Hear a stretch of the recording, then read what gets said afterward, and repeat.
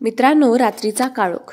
चांदेकर वाड्यातील गॅलरीत मंद दिव्यांचा प्रकाश. कला गेल्यापासून घरात जणू आनंदच नष्ट झालाय. अद्वैतचे डोळे अजूनही थकलेले, रडलेले. आबा मात्र उठल्यावर नेहमीसारखे धीर गंभीर दिसतात, पण त्यांचाही जीव आतून तुटलेला. त्या दिवशी एक निर्णय घराचं भविष्य बदलणार असतो. आबा ठरवतात की सुकन्याला नर्स म्हणून ठेवायचंच. सकाळ उजाडते. सुकन्या चांदेकर वाड्याच्या दारात उभी असते. साधी, शांत, पण तिच्या आतमध्ये मात्र कलाचं हृदय धडधडत असतं. ती घरात येण्याआधी तुळशी वृंदावनाला नमस्कार करते आणि तिच्या नजरेत पडतं ते मंगळसूत्र, कलाचं मंगळसूत्र. जणू तिला कोणीतरी हाक मारतंय. तिच्या बोटात ते उचललं जातं आणि त्या क्षणी संपूर्ण वाड्याचा वारा थांबतो. घरात ती पाऊल ठेवताच सगळ्यांच्या डोळ्यात आश्चर्य, हलकासा आनंद आणि वेदना. ती ते मंगळसूत्र घेऊन घरात येते आणि सरोजला वाटतं ही मुलगी आमचीच लक्ष्मी आहे का? ती काही बोलत नाही. पण अद्वैत, तो घाईघाईत खाली येतो. डोळ्यात राग, पण मनात एक विचित्र ओढ. तो म्हणतो, मध्ये पडणं तुला का महत्वाचं वाटतंय? हा आमचा वैयक्तिक विषय आहे. आणि त्या क्षणापासून अद्वैत आणि सुकन्याच्या नशिबातली धडधड एकत्र धडधडायला सुरुवात होते. राहुल आणि रोहिणी वरून खाली येताच सुकन्याचं हृदय अचानक धडधडायला लागलं, पण वेगळ्याच भीतीने. तिला जाणवतं हे दोघे धोका आहेत का? आणि त्याच दिवशी पहिलाच प्रयत्न अद्वैतच्या कॉफीत स्लो पॉइझन टाकण्याचा. सुकन्यामुळेच ऍक्च्युली तो फेल होतो, कारण अनामिका देणार असते. कला इथे फक्त सुरू होते. कला गेल्यावरही कोणीतरी तिच्या हृदयातून घर वाचवतंय, तर कोणीतरी त्या घराला संपवण्याच्या तयारीत आहे. मित्रांनो, आजचा एपिसोड खूप रंजक असणार आहे. हे सगळं जाणून घेण्यासाठी आजच्या व्हिडिओला शेवटपर्यंत नक्की बघा की हे सगळं कसं झालं, काय झालं आणि का झालं, कशा पद्धतीने झालं. त्यापूर्वी चॅनलला सबस्क्राईब करा, व्हिडिओला लाईक करा आणि आजच्या व्हिडिओबद्दलची तुमची मतं कमेंट्समध्ये सांगायला विसरू नका. नमस्कार मित्रांनो, लक्ष्मीच्या पावलांनी या मालिकेच्या आजच्या ट्विस्ट एपिसोडमध्ये आपण बघणार आहोत की चांदेकर मेन्शन, त्यांचं घर अगदी शांत. सकाळची कोवळी किरणे, दरवाजाजवळ सुकन्या उभी असते. आता सुकन्या तिथे कशी काय बरं आली? मित्रांनो, होतं असं की आबांनी सुकन्याला भरपूर ठिकाणी बघितलेलं असतं लोकांची मदत करताना, आणि अद्वैत इकडे आबांसाठी नर्स शोधत असतो, कारण त्याला प्रत्येक ठिकाणी आबांची काळजी घेण्यासाठी थांबता येत नसतं. आणि आबांची तब्येत आता खरंच हालाकीची होत चाललेली असते. म्हणून अद्वैतचा निर्णय असतो की आपण नर्स ठेवू. तो नर्ससाठी इंटरव्ह्यू सुद्धा घेतो आणि ज्यामध्ये सुकन्याला तो रिजेक्ट करतो. का? तर ती उशिरा आली म्हणून. तर दुसरीकडे आबांची इच्छा मनात राहिलेली असते की सुकन्यानेच आपली नर्स व्हावी. परत पुन्हा एकदा जेव्हा सुकन्या एका लहान मुलाला, बेशुद्ध पडलेल्या लहान मुलाला शुद्धीवर आणते, त्याचे उपचार करून तेव्हा आबा तिला बघतात आणि तेव्हा आबा ठरवतात की मला नर्स म्हणून हीच मुलगी पाहिजे. कारण म्हातारपणात फक्त काळजी घेणारं कोणी असावं असं वाटत नाही, तर प्रेमाचे 2 शब्द कोणीतरी बोलणारं असावं, हालचाल विचारणारं असावं, दिलासा देणारं असावं, असं अशांचा हव्यास असतो. म्हणजे असं कोणीतरी हवं असं वाटतं. आता आणि आबांच्या हट्टाखातर आता अद्वैत नर्स म्हणून त्या सुकन्याला अपॉइंट करून घेतो. आणि अद्वैतने सुकन्याला सकाळी घरी बोलवलेलं असतं, म्हणून खरं तर सुकन्या दरवाजाजवळ उभी असते, म्हणजे चांदेकरांच्या घरासमोरच उभी असते. आता अद्वैत तिला म्हणतो, हो मॅडम, थांबलात कशासाठी? तुम्हाला जॉबसाठी बोलवलेलं आहे. ओके, तुमचा जॉब इथे बाहेर नाही आहे, आतमध्ये आहे घरात. तेव्हा प्लीज पावलं उचला आणि चला पटकन मध्ये. आता असं म्हणत अद्वैत निघतो आणि मागून ही जात असते सुकन्या. तितक्यात तिचं लक्ष आपल्या बाजूला असलेल्या तुलसी वृंदावनकडे जातं. ती जाण्यापूर्वी तुलसी वृंदावनला नमस्कार करायला जात असते. तिथे ती नमस्कार करते, म्हणजे सरळ तुळशी वृंदावन समोर ती हात जोडते. तिथेच तुळशीजवळ चमकणारं मंगळसूत्र तिच्या लक्षात येतं. अचानक ते बघून तिचं हृदय पुन्हा धडधडायला लागतं. म्हणजे जेव्हा अद्वैतने बोलवलेलं असतं, अद्वैत समोर असतो, तेव्हा तिच्या हातात बॅग असते, हृदय जोरात धडधडत असतं आणि तिच्या आतमध्ये कलाचं हृदय हे तिला माहीत नसतं.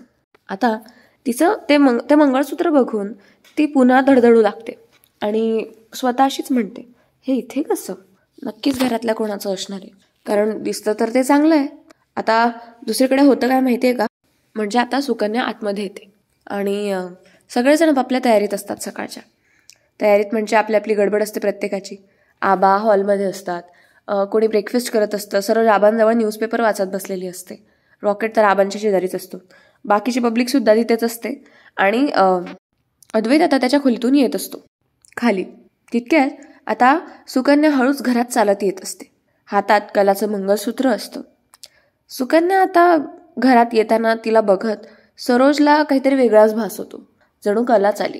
ती सुकन्याला बघतच राहून जाते सरोज. आणि आबासुद्धा सुकन्याला बघतात आणि खुश होऊन जातात. तितक्यात सुकन्या म्हणते, हे मंगळसूत्र मला तुळशीमध्ये सापडलं. ह्या घरातल्या लक्ष्मीचंच असेल ना, म्हणून मी घरात घेऊन आले. कदाचित नजरचुकीने तिथे ठेवलं गेलं असावं. आता अख्खा हॉल शांत, सगळ्यांच्याच डोळ्यात पाणी. सरोज म्हणते, अगं हे तर आमच्या कलाचं. ती पुढे काही बोलेल तितक्यात आता ती स्वतःचे डोळे पुसते. रजनीसुद्धा आता आपले डोळे पुसत असते. आबासुद्धा भावूक झालेले असतात. आणि सुकन्यासुद्धा प्रश्नात पडते की हे मंगळसूत्र असं कोणाचं आहे की हे सगळे रडायला लागले. आणि ते मंगळसूत्र तिने असं मोकळं हातात पकडलेलं असतं, असं एका हातात मस्त पकडलं, दोघं हातात पकडलेलं असतं. तेवढ्यात अद्वैत तिथे मागे, म्हणजे तिथे असतो तो, पण त्याने मागे वळून बघितलेलं नसतं. तेवढ्यात अद्वैत मागे वळून बघतो आणि त्याची नजर क्षणार्धात त्या मंगळसूत्राकडे जाते आणि अद्वैतचे डोळे पाणावतात. त्याला लगेच कलाची आठवण येऊ लागते. त्याला खूप त्रास होतो त्या आठवणींचा. आणि सुकन्या म्हणते की कोणाचं आहे हे? तेवढ्यात आता लगेच अद्वैतचा आवाज तुटलेला येतो, पण तो तिला म्हणतो की ते तू का उचललंस? हां, काय गरज होती तुला चोंबडेपणा करायची? आता सुकन्या म्हणते, सापडलं म्हणून मी परत येण्याच्या हिशोबाने आणलं. मला वाटलं नजर चुकीने ठेवलं गेलं असावं. आता अद्वैत रागाने म्हणतो, तू का मध्ये पडतीयस? तुला तुझा जॉब करायचा आहे, बस. या घरातल्या वस्तूंना हात नाही लावायचा. आणि मेन गोष्ट म्हणजे ती वस्तू जर तिथे पडलेली आहे, जर ती एवढी सोन्याची वस्तू आहे, कोणी इंटेन्शनली सोडेल का गं तिथे? काही हेतू म्हणूनच सोडलेलं असेल ना. सॉरी, कोणी नजर चुकीने सोडेल का गं तिथे? कोणी इंटेन्शनली सोडलेलं असेल ना हटकून. आणि प्लीज, हा आमच्या घरातला पर्सनल मॅटर आहे, त्यामुळे तू यात नाही पडली तरच बरं आहे. मग तुम्ही काय रडतायत, काय झालं हे विचारण्याची काहीच गरज नाही. तुला इथे आबांची नर्स म्हणून अपॉइंट केलेलं आहे. सो तुला दिलं गेलंय तेवढंच काम तुझं पूर्ण कर आणि सॅलरी तुला मिळून जात जाईल. आता ही फर्स्ट आणि लास्ट वॉर्निंग आहे तुला. आता सुकन्याच्या जॉईनिंगच्या दिवशी सकाळी सकाळी तिला ही एवढी झपाई भेटलेली असते. अद्वैतचं हे असं बोलणं ऐकून सगळेच घरात दचकलेले असतात आणि सुकन्या शांत उभी, पण तिचं हृदय पुन्हा जोरात धडधडायला लागलेलं असतं. कलाचं हृदय अद्वैतला पाहिलं की असंच व्हायचं, म्हणजे असंच धडधडायचं ना. अद्वैत आता तिथून निघून जातो त्याच्या रागाच्या भरात. आणि आता सगळेजण सुकन्याला सांत्वना देत असतात की जाऊ दे, त्याचं बोलणं मनावर नको घेऊ. आता सरोज सुकन्याजवळ येते, रजनीसुद्धा सुकन्याजवळ येते आणि म्हणते की प्लीज तू त्याचं बोलणं मनावर नको घेऊ. कारण कधी कधी काही गोष्टी आपल्यासोबत अशा घडतात की आपल्याला त्या पूर्णतः बदलून टाकतात. आणि मग कधी कधी काय होतं की एखाद्या वस्तू रिलेटेड किंवा एखाद्या वस्तूशी निगडीत ती आठवण जर असेल ना, तर माणूस असाच चिडचिड करतो. त्याचं चिडणं हे त्याच्या मनात न राहणार आहे. तो घळाघळा बोलून गेला त्यासाठी खरंच सॉरी, पण असतात ना काही गोष्टी की ज्या माणसांना बदलून टाकतात किंवा असं बोलायला भाग पाडतात. असं काहीशी गत झालेली. त्यामुळे तू प्लीज मनाला नको लावून घेऊस. तू तुझं काम केलंस, पण त्यामागचं कारण तुला माहीत होतं का? नाही ना, इट्स ओके. मग नको एवढा विचार करूस, निवांत राहा. आणि आजचा पहिला दिवस आहे ना, आजपासून तुझी नोकरी सुरू होते, त्यासाठी ऑल द बेस्ट. तितक्यात रजनी म्हणते, तुझे आई बाबा कुठे असतात? तेव्हा लगेच आता खाली मान घालत सुकन्या म्हणते की नाही येते. तेव्हा लगेच सरोज म्हणते, अरे देवा, वी आर सॉरी, आम्हाला माहीत नव्हतं. लगेच सुकन्या म्हणते, इट्स ओके, काही हरकत नाही.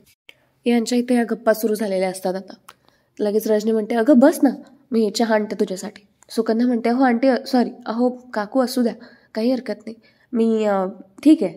लगेच सरोज म्हणते, अगं असं कसं? आणते थांब. रजनी आण बरं. आता लगेच रजनी अनामिकाला सांगते, अनामिका तेवढी कॉफी घेऊन ये गं. आता लगेच ते हिला आणून देतात, सुकन्याला कॉफी वगैरे.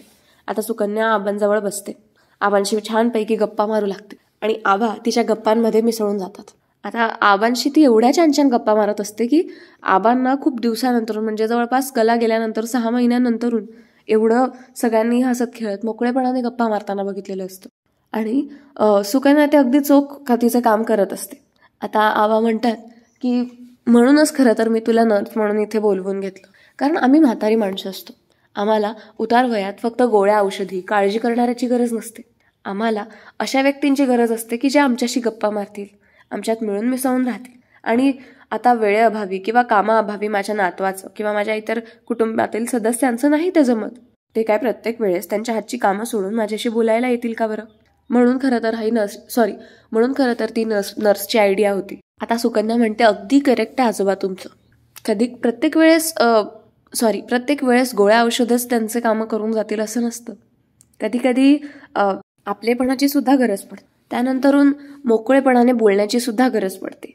आणि त्यात तुम्ही आता उतारवयात आहात. उतारवय आणि बालपण काहीसं सारखंच असतं. चिडचिड होते, मनासारखं नाही झालं तर राग येतो आणि म्हणजे असं संयम सुटतो. कुठलीही गोष्ट हवी म्हणजे हवी असते असं काहीसं होतं. आता या गोष्टींना प्रेमाने जर डील केलं तर सगळ्या गोष्टी सॉर्टेडच राहतात, छान राहतात. आता आबा म्हणतात हो, खूप समजूतदार असतो. आता लगेच दुसरीकडे आता सगळ्यांची गप्पा मारत असते ती हॉलमध्ये. त्यात आबांना एवढ्या मोकळेपणाने गप्पा मारताना बघून सगळेजण खूप भारावलेले असतात आणि सुकन्याला काहीतरी वेगळंच समजत असतात की ही मुलगी खरंच एक मॅजिक घेऊन आली घरात.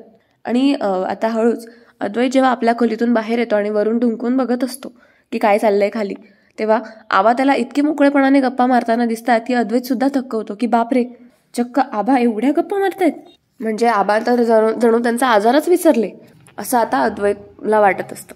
आता अद्वैतचं लक्ष सुकन्याकडे जातं आणि तो मनोमन म्हणतो की thank God, all credit goes to Sukanya. ठीक आहे, मुलगी थोडीशी वेंधळी आहे, बडबडी आहे, पण समंजस आहे बिचारी. आबा बरोबर म्हणत होते की आबांना ती बरोबर सांभाळू शकेल. उगाच बोलून गेलो का मी तिला. असो. आता अद्वैत स्वतःपासूनच पळवाट काढत असतो. त्याला पश्चाताप होत असतो की तो रागाच्या भरात सुकन्याला खूप काही बोलून गेला. पण तो आता पुढे काहीच रिॲक्ट होत नसतो आणि पुन्हा आतमध्ये आपल्या कामाला निघून जातो, आपल्या कामासाठी निघून जातो. आता सगळ्यांची गप्पा मारत असताना, सगळ्यांची विचारपूस करत असताना वरून राहुल आणि रोहिणी खाली येत असतात. म्हणजे सगळ्यांच्या खाली गप्पा चालू असतात तेव्हा राहुल रोहिणी खाली येतात ब्रेकफास्टसाठी. सुकन्याची नजर त्यांच्यावर पडते आणि गप्पा मारता मारता ती वर जेव्हा बघते तेव्हा तिचं हृदय पुन्हा धडधडू लागतं. तिच्या हृदयाची धडधड पुन्हा वाढते. पण हा धडधड वेग भीतीचा असतो, रागाचा असतो आणि संतप्त असतो. म्हणजे तिची हार्टबीट एवढी वाढलेली असते की ती आता तिच्या हृदयावर हात ठेवते आणि म्हणते हे असं काय होतंय मला. सुकन्या आता स्वतःशीच म्हणते की या दोघांची एवढी एनर्जी नेगेटिव्ह काय, हे दोघे माझ्या ओळखीचे आहेत का, मला असं अचानक का होतंय असं. आता ती स्वतःशीच बोलत असते हे सगळं. आता तितक्यात राहुल आणि रोहिणी तिथे येतात. आता राहुल म्हणतो की काय ग मामी, कोण आहे ही मुलगी, आपल्याकडे का आली आहे.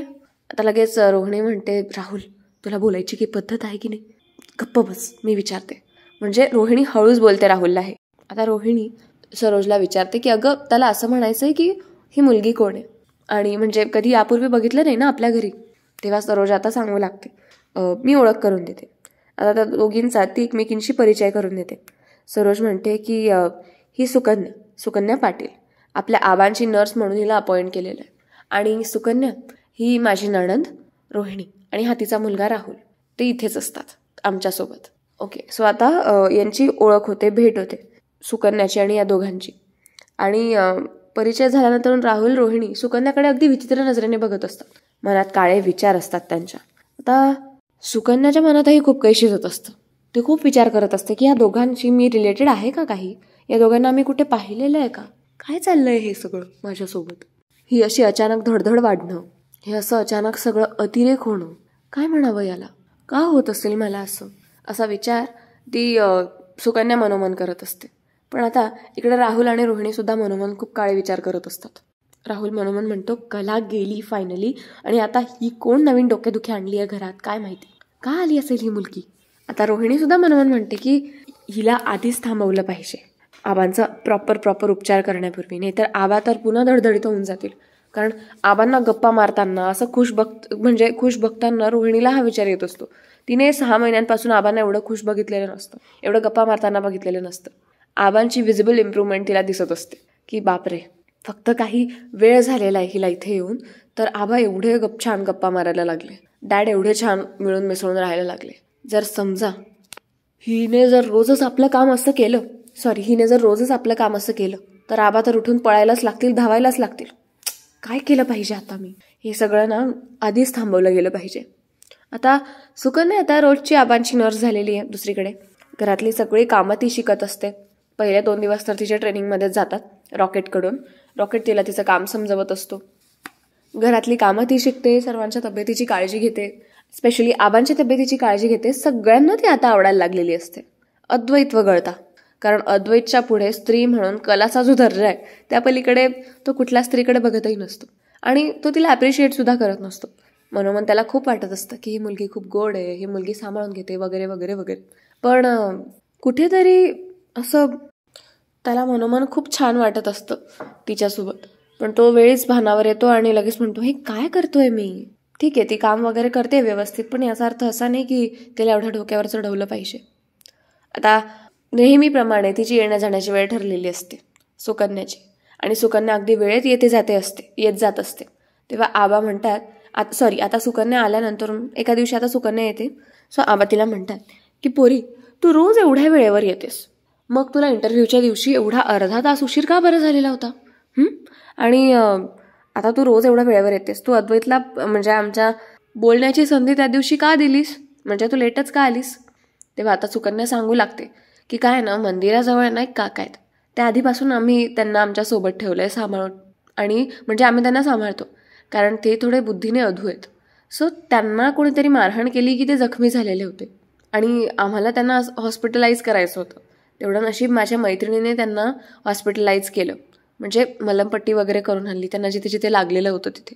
तर म्हणून त्या दिवशी मी ते सगळं बघत असताना मला उशीर झाला. मी हॉस्पिटलला गेलेले नव्हते, पण मग मला इथे पोहोचत भरपूर वेळ होऊन गेला. आणि त्या दिवशी तर आपली भेट झालेलीच होती. मी ऑलरेडी निघण्याच्या तयारीत असतानाच हे सगळं झालं होतं मंदिराजवळ. आता हे सगळी कथा जेव्हा ही सांगत असते सुकन्या, तेव्हा थोडक्यात वाचते, कारण तिची कथा ही सगळी संपते आणि तेवढ्यात राहुल रोहिणी खाली उतरून येतात. आबा म्हणतात, बापरे, खूप वाईट झालं, पण तुझा एवढा महत्त्वाचा इंटरव्ह्यू असून सुद्धा तू त्यांची काळजी केलीस, ही गोष्ट खरंच खूप विलक्षण कौतुकास्पद आहे. तेव्हा सुकन्या म्हणते, ठीक आहे ना, त्यांनी आमच्यावर भरपूर लक्ष ठेवलेलं आहे आणि आपण आपल्या माणसांना नाही सांभाळणार मग कोण सांभाळणार? त्या काकांना आमच्याशिवाय आहे तरी कोण? म्हणून मग मी म्हटलं की मी लवकरात लवकर गेलं पाहिजे. तरी बरं माझ्या मैत्रिणीने सगळं हँडल करून घेतलं. आता हे सगळं बोलत असताना राहुल रोहिणी खाली येतात. आता रोहिणी म्हणते, काय डॅड, कसल्या गप्पा सुरू आहेत? तेव्हा आता लगेच आबा सांगू लागतात की अगं काही नाही, तिला आता इंटरव्ह्यूच्या दिवशी यायला उशीर झाला होता, त्याबद्दल बोलत होतो आम्ही. तेव्हा रोहिणी म्हणते, हो का बरं उशीर झाला होता, काय गो? तेव्हा ती सांगेल तितक्यात, म्हणजे सुकन्या काही बोलेल तितक्यात आता अद्वैत तिथे येतो. अद्वैत आता खाली आल्यानंतर म्हणतो, आबा तुम्ही ब्रेकफास्टच्या आधीच्या गोळ्या औषधे घेतल्यात का? तेव्हा आबा म्हणतात, हो रे बाबा, घेतल्या. सुकन्याने मला सगळं वेळेवर दिलंय. आबा तोंड भरून सुकन्याचं कौतुक करत असतात. ती वेळेवर येते जाते, वेळेवर औषधं पाणी देते, आणि त्यासाठी तिने माझ्या मोबाईलला अलार्मसुद्धा लावलेला आहे. जर इन केस ती माझ्या आजूबाजूला नसली, ती माझं जर काही दुसरं काम करून देत असली तर अलार्म वाजतो, म्हणजे मी एकही मिनिट मागे पुढे न होता गोळ्या औषधं घेतो, आणि तुला तर फरक पण पडलेला जाणवायला पाहिजे माझ्यात. तेव्हा अद्वैत म्हणतो, हो चांगलं आहे, असं म्हणत अद्वैत लगेच जातो तिथून. सगळ्यांना तिचं कौतुक असतं सुकन्याचं, सगळ्यांना ती आवडत असते, पण अद्वैत खडूसपणाच करत असतो. तो अजूनही स्वतःला कलाच्या आठवणीत बंद ठेवून असतो, म्हणजे त्याच आठवणींमध्ये बंदिस्त असतो. सुकन्या आता स्वतःशीच म्हणते, हा माणूस इतका तुटलेला काय आहे? म्हणजे काही झालं असेल का? आता राहुल रोहिणी एकीकडे प्लॅन करत असतात. त्यांचं काय ठरलेलं असतं, जसं आपण काल परवाच्या एपिसोडमध्ये बघितलं की रोजचं टेन्शन झालंय. कलाचा ज्या गाडीने ॲक्सिडेंट केलेला होता त्या गाडीची नंबर प्लेट अजूनही एका माथे फिरूकडे, म्हणजे सुकन्याचे ते जे काका आहेत त्यांच्याकडे. आता त्यांना माहीत नाही ते सुकन्याचे काका आहेत ते. सो त्या दोघांनी काय ठरवलं असतं की त्या वेड्या माणसाकडे ती नंबर प्लेट अजूनही आहे. रोजचं झालंय, रोज त्या माणसाला शोधावं लागतं, रोज त्या माणसाला बघत फिरावं लागतं, कारण तो जर चुकून जरी पोलीस स्टेशनला गेला किंवा चुकून जरी ते कोणाला कळलं, तो नंबर प्लेट जरी कोणाच्या लक्षात आली तर आपलं सगळं पितळ उघडं पडेल. त्याहीपेक्षा आता कलाला जसं संपवलं तसं अद्वैतलाच संपवून टाकलं तर एवढी झिकझिक कोण करणार आहे? म्हणजे एवढा शहानिशा, एवढा तपास करणं सगळेजण बंद करतील, कारण तो अद्वैतच आहे ज्याला जाणून घ्यायचं की कलाच्या ॲक्सिडेंटच्या मागे कोण आहे. त्या दोघांचं ठरलेलं असतं की आता मिशन अद्वैत, म्हणजे अद्वैतला एकदाचं का संपवलं तर बाकी इतर कुटुंबियांना आपल्या हातात मुठीत घेणं काही फारसं कठीण किंवा फारसं अवघड नसणार आहे. म्हणून आता राहुल आणि रोहिणी एक प्लॅन करतात. रोहिणी म्हणते, अद्वैतला संपवणार तर आपण आहोतच. आता कला संपली, आता अद्वैत. खूप आठवण येते ना अद्वैतला कलाची, मग आपण एकदम सोपं काम करून देऊ, त्याला तिच्याकडेच पाठवून देऊ. राहुल म्हणतो की मम्मा, आपण नवीन काहीतरी करण्यापेक्षा आपला जुनाच फंडा यूज करू ना. आठवतं तुला मागे आपण काय केलं होतं आणि त्याने काय काय झालं होतं ते? तेव्हा लगेच रोहिणी म्हणते, हो ना, मला असं वाटतं की आपण तेच केलं पाहिजे. आता ते काय बरं करणार असतील सांगते. कॉफी असते ना अद्वैतची, त्यामध्ये ते दरवेळेस वेगळ्या गोळ्या टाकायचे, यावेळेस ते त्यामध्ये स्लो पॉयझन टाकतात, म्हणजे ती कॉफी घेताबरोबर माणूस लगेच नाही मरणार. संध्याकाळपर्यंत हळूहळू ते पॉयझन माणसाच्या शरीरावर हळूहळू हेवी होईल. सो अशा हिशोबाने त्यांनी केलेलं असतं. आता राहुल म्हणतो की आपण मिसळलेल्या कॉफीचा एक घोट आणि हसत हसत त्याचा गेम ओव्हर होऊन जाईल, असा त्यांचा प्लॅनिंग असतो. आता ब्रेकफास्टचा टेबल आणि त्यांचा प्लॅन काय म्हणजे सक्सेस होतो की नाही आता बघाच तुम्ही. आता होतं काय मित्रांनो, सगळे नाश्ता घेत असतात आणि अनामिका सगळ्यांना वाढून देत असते. त्यांच्या खरं तर राहुल रोहिणीच्या ह्या प्लॅनमध्ये अनामिकासुद्धा सामील असते. सुकन्या आता ब्रेकफास्ट खाताना जी औषधं आबा घेणार असतात ती औषधं आबांना देते. तेवढ्यात अद्वैत खाली येतो आणि अद्वैतला अनामिका कॉफी देणार असते. अद्वैत आता खाली दिसताच अनामिका लगेच म्हणते, दादा अरे ये ना, मी कॉफी बनवली आहे तुझी, ये बस. आता ती कॉफी तीच असते जिच्यामध्ये अनामिकाने स्लो पॉयझन मिसळलेलं असतं राहुलच्या सांगण्यावर. आता अद्वैत म्हणतो, नाही नको, माझं काम चाललंय वरती, तुम्ही चालू द्या तुमचं, यू गाईज कॅरी ऑन. मी फक्त चेक करण्यासाठी आलो की आबांनी औषधं वगैरे घेतली की नाही, मी त्यांची औषधं तपासायला आलो, कॉफी वगैरे मी नंतर घेईन, असं आता अद्वैत म्हणतो आणि वर पुन्हा त्याच्या बेडरूममध्ये निघून जातो. आता राहुल रोहिणीचे चेहरे पडतात, त्यांचा हा पहिला प्लॅन फेल होतो. आता अनामिका रागाने जाते आणि कॉफी सिंकमध्ये फेकून देते, कारण त्यांचा प्लॅन फेल गेलेला असतो ना. आता ती कॉफी का फेकते यामागचं पण रहस्य सांगते. काय होतं माहितीये का, अद्वैतला आग्रह करून सुद्धा अद्वैत काही ऐकत नाही, अद्वैत निघून जातो. आता सगळे म्हणतात की अरे थांब, अद्वैत कसला थांबतो. आता अद्वैत वरती परत गेलेला असतो त्याला आग्रह करून सुद्धा, आणि इकडे अनामिका कॉफी घेऊन उभी असते. आता आबा म्हणतात, अनामिका एक काम कर, त्याला गरम गरम कॉफी लागेल ना, तू एक काम कर, एक तर ती त्याला रूममध्ये नेऊन दे, नाहीतर एक काम कर, रूममध्ये कशाला, त्याला असंही आता नाही प्यायची कॉफी, थंड होऊन जाईल, तू ती कॉफी स्वतःच पिऊन घे, म्हणजे वाया पण नाही जाणार आणि सगळं त्याचा बॅलन्स होऊन जाईल. पण आता अनामिका म्हणते, नाही आबा नको. आता लगेच सरोज म्हणते, अगं तू तर कॉफी घेत असतेस ना नेहमी. रजनी पण म्हणू लागते, अगं अनामिका सोपं काम करून घे, हीच कॉफी पिऊन घे. आता अनामिका म्हणते की नाही आज माझी ब्रेकफास्ट दाबून करण्याची इच्छा आहे म्हणून मला कॉफी प्यायची नाही, असं आता अनामिका सांगत असते. आता अनामिकाची उडवाउडवीची उत्तरं ऐकून सुकन्या जरा प्रश्नातच पडते की ही अशी का बोलतीये. पण सुकन्या त्यांच्या घरच्या मॅटरमध्ये काही बोलत नसते. ओके, सो आता अनामिका काय करते, तिला राग येतो खूप, की म्हणजे ती मरता राहते ना, ते स्लो पॉयझन जे ते अद्वैतला देणार असते ते तिला प्यावं लागणार असतं, म्हणून ती जाते पटकन किचनमध्ये आणि गुपचूप कॉफी सिंकमध्ये फेकून देते रागाच्या भरात. आता आबा सुकन्याला अद्वैतच्या रूममध्ये पाठवतात. हो, कसं माहितीये का, आबा म्हणतात, सुकन्या अद्वैतला कॉफी देऊन येशील प्लीज. आता सुकन्या म्हणते, मी. आता आबा म्हणतात, अगं हो, म्हणजे आपण आता इथे केव्हापासून बसलेलो आहे, त्याचा मे बी कॉफीचा टाईम आता झाला असेल, आता सगळेजण आपापल्या कामामध्ये, तर तूच कॉफी देऊन ये ना, म्हणजे तेवढंच तुमची मैत्री पण होऊन जाईल, नाहीतर तो काय नेहमी फिसकारतच राहील आणि तू सुद्धा ऐकूनच घेत राहशील, तुम्ही चांगले गप्पा मारायला लागाल, एकमेकांना समजून घ्याल. आता सुकन्या म्हणते की बरं ठीक आहे, जाते. आता सुकन्या लगेच कॉफी बनवते किचनमध्ये जाऊन आणि आबांना विचारते, आबा तुम्हाला देऊ.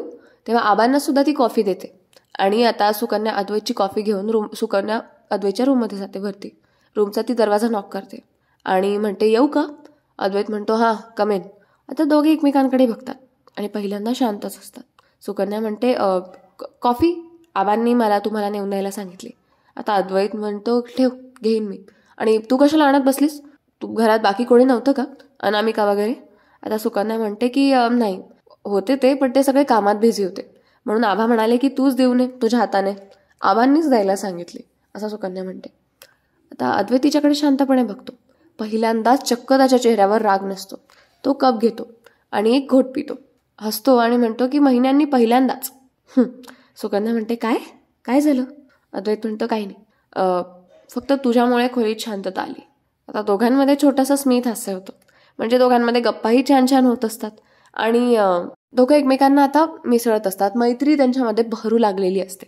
आता सुकन्याला तो विचारपूस करतो की तू नर्सिंगचं काम कधीपासून करतेयस वगैरे वगैरे, मग तू आता फ्रेशर आहेस तर मग तू कोर्स कधी केला, या सगळ्याबद्दल त्यांच्या गप्पा गोष्टी चाललेल्या असतात. सुकन्या सुद्धा विचारपूस करत असते आणि होतं असं की सुकन्या म्हणते, बरं ठीक आहे, आबांच्या पुढच्या मेडिसिन्सचा आता 10 मिनिटात वेळ होणार आहे, मला निघायला हवं. आता ती एकदम कार्यतत्परता दाखवत तिथून निघू लागते. तर सुकन्या निघताना डोअर मॅटवरून तिचा पाय घसरतो आणि ती खाली पडणारच तितक्यात अद्वैत तिला पकडतो. आता अद्वैतने तिला पकडल्यानंतरून दोघे एकमेकांच्या डोळ्यात बघत असतात. दोघांच्या हृदयाची धडधड एकसारखी, एकदम कलासारखी अद्वैतला ती जाणवत असते.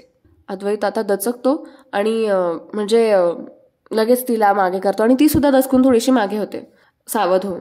आता तो म्हणतो की हे दृश्य, हे तर अगदी आमच्यात व्हायचं तसंच झालं.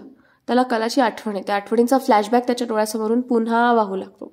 आणि सुकन्यालाही तसंच काहीच जाणवत असतं, दडदड वगैरे त्याच्याच हातात, त्याच्याच मिठीत. ती पटकन बाजूला झालेली असते. त्यामुळेच आता सुकन्या तिथून पटकन निघते, आबांना गोळ्या औषधं देते.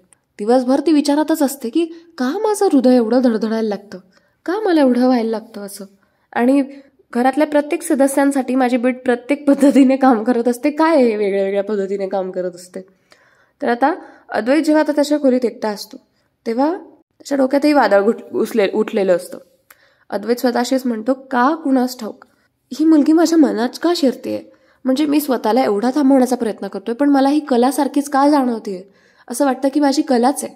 आता हा त्याला प्रश्न पडत असतो आणि याच प्रश्नाने तो सारखा सारखा हवालदिल होत असतो. तर दुसरीकडे सुकन्या आता जेव्हा तिच्या रूमला परत जात असते, फ्लॅटला, तिचा जॉब संपवून रात्रीच्या वेळी, त्या सुकन्या आता मंदिरात जाता मंदिरात दिवा वगैरे लावते आणि म्हणते, देवी आई, why does my heart beat like this in that house. का माझं हृदय असं धडधडायला लागतं त्या माणसातल्या प्रत्येक व्यक्तीसाठी. का मला ती लोक खूप आपलीशी वाटतात. हे घर, ते लोक, तो माणूस, सगळं आधीपासून ओळखीचं का वाटतं. तिच्या हृदयाच्या ठोक्यांचा आवाज पुन्हा आता मोठा होऊ लागतो. पुन्हा तिचं हृदय मोठ्याने धडधडू लागतं. आता याच प्रश्नात ते दोघांच्या रात्री अशा जात असतात, व्यतीत होत असतात. तर मित्रांनो, तुम्हाला काय वाटतं, या दोघांना लवकरच कळेल का. कारण सुकन्याच्या फाईलमध्ये ती चिठ्ठी आहे, ती चिठ्ठी समोर येईल का अद्वैतच्या. आता ही सगळी खूप मोठी मोठी प्रश्न आहेत. फायनली ते दोघं आता पुढील काही भागांमध्ये एकमेकांसोबत मैत्री करणार आहे, एकमेकांसोबत मिळून मिसळून राहू लागणार आहे.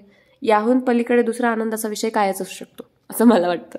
सो सगळं काही असं व्यवस्थित आता हळूहळू होणार आहे, होत चाललंय.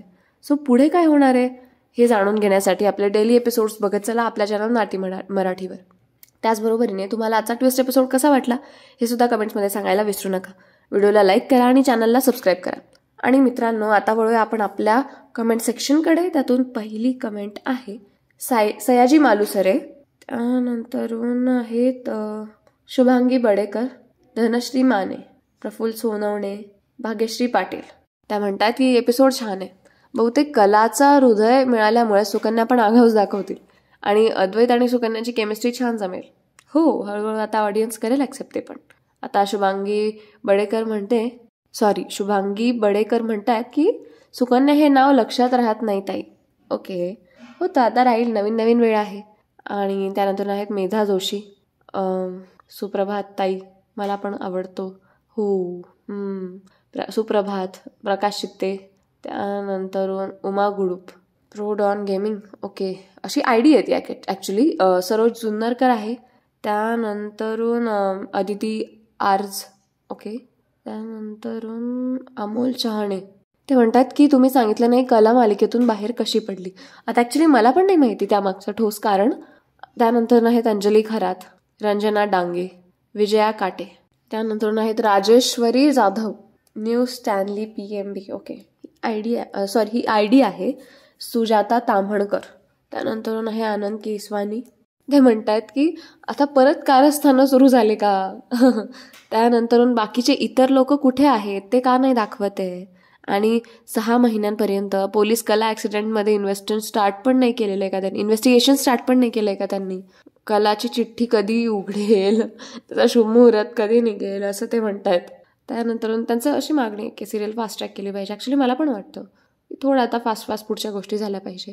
त्यानंतर आहेत रिया गावकर, जयश्री कचरे, रंजना डांगे, निर्मला पानजे, अश्विनी ढेरे, त्यानंतर उषा पवार आहेत, मोहन मिंदे आहेत, Sonali Narsale. Okay, thank you so much मित्रांनो. तुमच्या या कमेंट सेक्शन बघून ना मला खूप छान वाटतं की नाही, प्रतिसाद किती छान मिळत असतो आपल्याला. ॲक्च्युली ती मालिका पण खूप सुंदर आहे आणि कौतुकास्पद आहे सगळं काही त्यामध्ये. पण मग आता कला गेल्यापासून खूप मोठा इम्पॅक्ट पडलेला आहे प्रत्येक गोष्टींवर. बट स्टील मला असं वाटतं की आपण सुकन्यालाही लवकरात लवकर स्वीकारू. आणि सुकन्या पण गोड आहे तशी, तिची ॲक्टिंग वगैरे पण छान आहे आणि तिचं पात्रसुद्धा तसंच घेतलेलं आहे, कलासारखं आगाऊ. सो मला वाटतं की पुढे या सगळ्या गोष्टी जुळून आल्यानंतरून सगळं काही व्यवस्थित होऊन जाईल आणि एक हॅपी एंडिंग होईल. तुम्हाला काय वाटतं कमेंट्समध्ये नक्की सांगा. चला तर मग मित्रांनो, इथेच मी आता थांबते. इथेच माझ्या वाणीला पूर्ण विराम देत आपण भेटूया पुढच्या व्हिडिओमध्ये लवकरच. तोपर्यंत धन्यवाद.